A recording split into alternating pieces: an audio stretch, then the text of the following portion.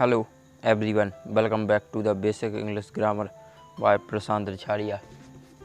And today I want to give you on such a hot topic.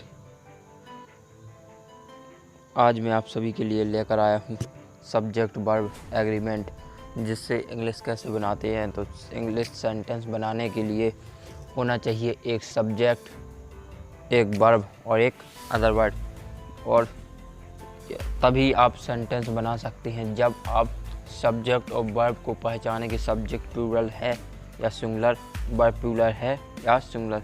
तो इसी को हम कहते हैं subject verb agreement. Subject verb agreement कहते हैं। चलते हैं दोस्तों, इसके लिए हम आगे देखते हैं क्या है और इसको समझने का प्रयास करते हैं।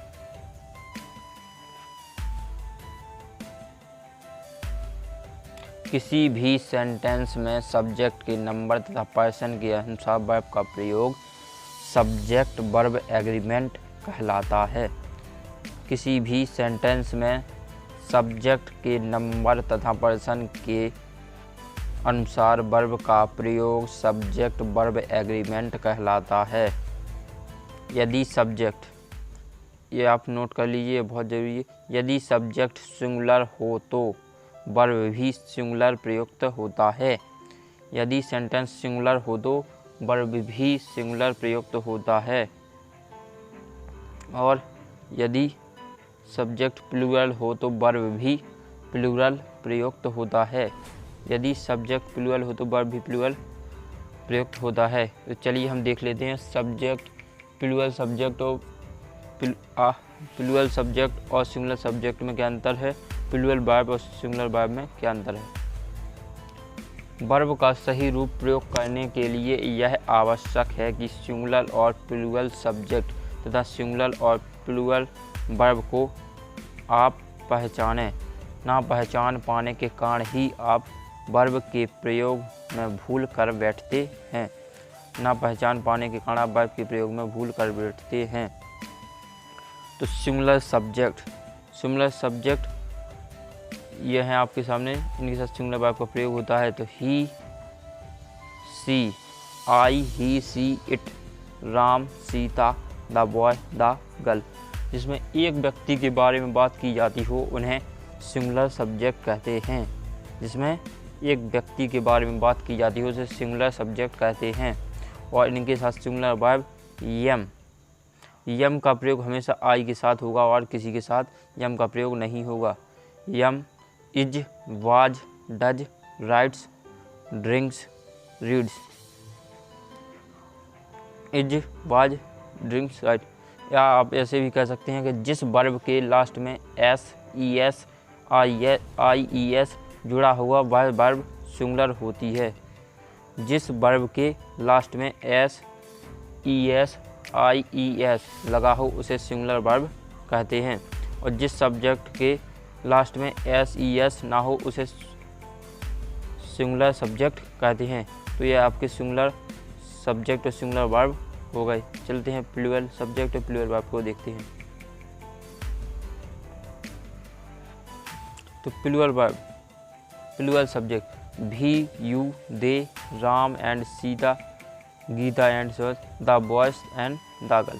तो यहाँ एक से अधिक पर्सन के बारे में बात हो रही है, इसीलिए प्लूरल सब्जेक्ट। भी माने हम होते हैं, हम मतलब 2, 3, 4 कुछ भी हो सकते हैं।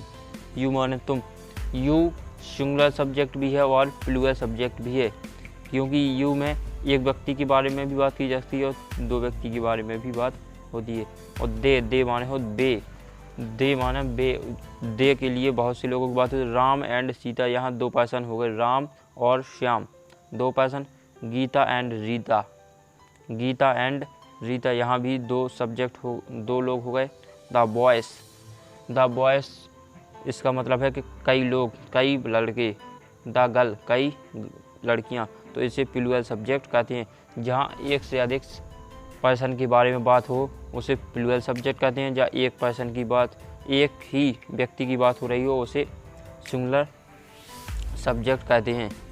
जिस वर्ब के लास्ट में एस, ई एस, आई ई एस लगा हो उसे सिंगुलर वर्ब कहते हैं। और यह आपकी प्लूरल वर्ब है are, were, do, have, do, write, drink, read. और वर्ब का जैसी वर्ब हो उसे सीधा का सीधा प्रयोग करना आपका प्लूरल वर्ब कहलाता है। यदि आप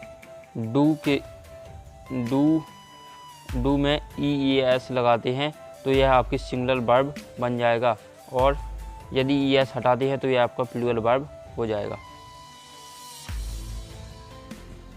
वर्षों से आप वर्ब का प्रयोग करते आ रहे हैं, इसके बावजूद भी इस चैप्टर के अध्ययन की अनिवार्यता महसूस होती है।